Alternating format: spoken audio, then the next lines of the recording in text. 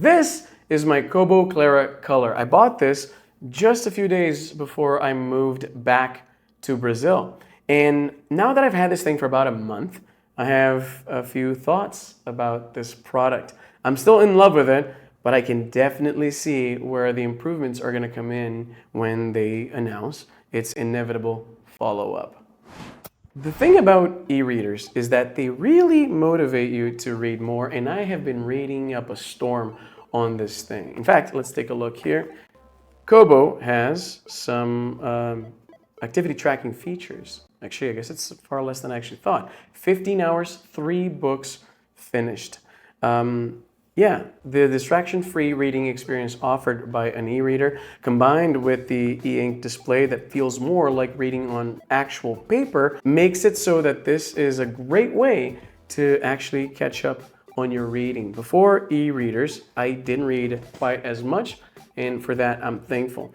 This guy here is actually a great improvement over the original Kobo Clara, which I also have, with one notable exception. I'm pretty sure if you're into this kind of a thing, you probably already know what I'm going to say, right? The screen on the color is not quite as sharp as its predecessor, and the contrast is slightly off. That's because the back here of the e-ink display is slightly darker than what we had before. This is to account for the color technology, I assume.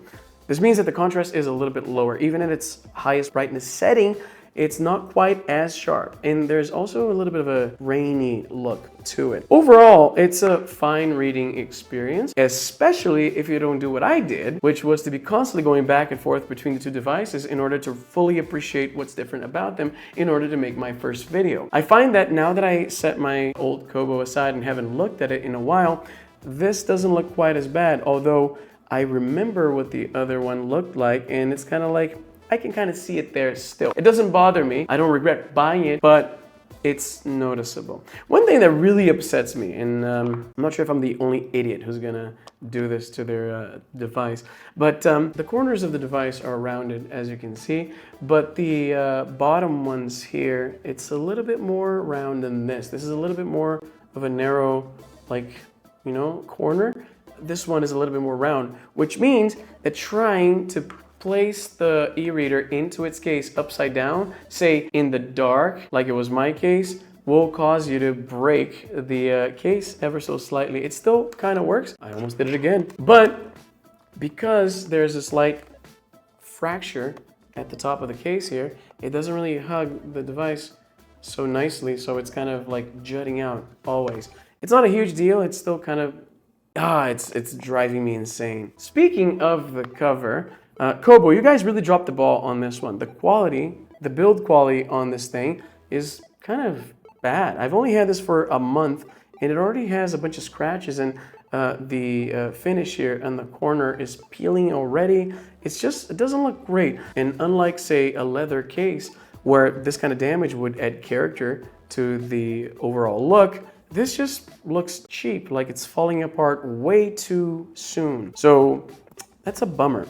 I'm not sure if you can find a lot of third-party cases for Kobos. That's the biggest disadvantage of choosing the not-so-popular choice. I imagine for Kindles, there's a lot of other options. And as I mentioned in every video when I talk about Kobos, the reason for me picking the Kobo, though there are some benefits, Kobo has some advantages over the Kindle, it's not really because of that. It's simply because I've had Kobos since the first one, which means I already bought a bunch of books in their ecosystem, which disincentivizes me from switching to Kindle. That's pretty much it. Although I will say the reading statistics are kind of fun. The fact that this thing is better for side-loading books that you got from other sources, you know, it's much easier doing this on this guy over than the Kindle. This has always supported comic book formats like CBR and CBZ, so if that's your thing, probably you bought a Kobo back in the day and now you just kind of like it better. And I gotta say, I do like the color. You lose a little bit, right, with the grainy screen and the slight screen door effect, the lower contrast. Mind you, I feel like the only people who will really take notice of this are people who have had Kobo's e-readers for a very long time. People who are demanding consumers, we will notice these things. I suspect most people will not only not notice these flaws, but they will lack even the vocabulary to describe them. They won't even be able to articulate what's wrong with it, right? So it's fine, right? It's overall, I really do miss that splash of color, right?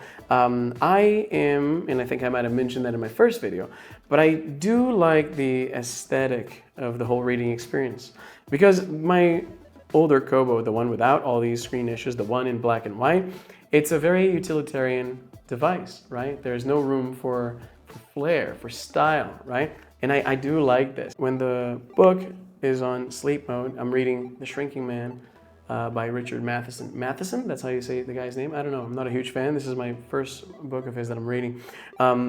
This is a bad example, I think, because it's a little bit of a darker illustration, so it's hard to tell, I think. It's very eye-catchy as well. If you're an extrovert, if you like talking about technology, if you like conversation pieces, right? This guy right here, talk about a conversation piece, right? You bust this thing out in public, other retro gaming fans will want to ask you questions. They'll ask where you got it. It happens all the time, right? I happen to enjoy that.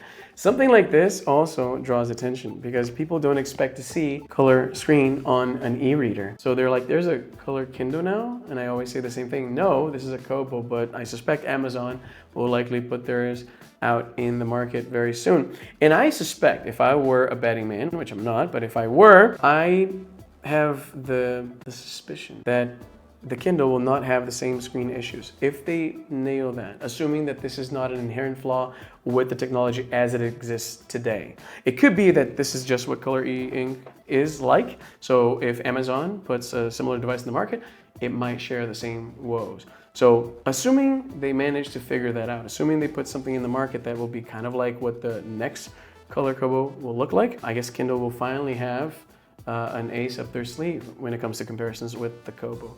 Overall, I gotta say, I'm still pretty satisfied with my purchase. I've been reading a bunch. I've been downloading a bunch of new books. There's a lot of classics that I've been keeping in the back burner that I'm now finally getting to, like Children of Ruin, the sequel to Children of Time, one of my favorite sci-fi books of all time. In case you don't know about that book, I can't remember if I ever did a video on it, but it's a book about basically a society of intelligent alien-ish spiders. They're Earth spiders, but they evolved in a terraformed planet, and they were affected by what the book calls an uplifting virus, which is a genetically engineered pathogen that accelerates their evolution, both like physically, but also, and most interestingly, intellectually. So the book imagines what a society made up of intelligent spiders would look like, and it's a fascinating read. One of my favorite things about this book, the favorite moment in sci-fi for me, really, an instant classic, is when a human and the alien spiders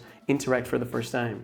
The spiders not understanding that the human is an intelligent creature because the human is freaking out by seeing giant intelligent spiders, right? So they think it's some kind of wild animal, perhaps a pet. Anyway, yeah, I like the Kobo Clara color quite a bit. I am happy I bought it. I feel like if I hadn't, because I'm in Brazil right now, I imagine these videos are really confusing because there's like a video that I shot in Canada that is coming out today, then there's videos in Brazil in the middle. It's hard to figure out where I am at any given time based on the videos alone, I would imagine. Right now, I probably would be pretty upset if I hadn't bought this because now I'd have to wait until I go back to Canada.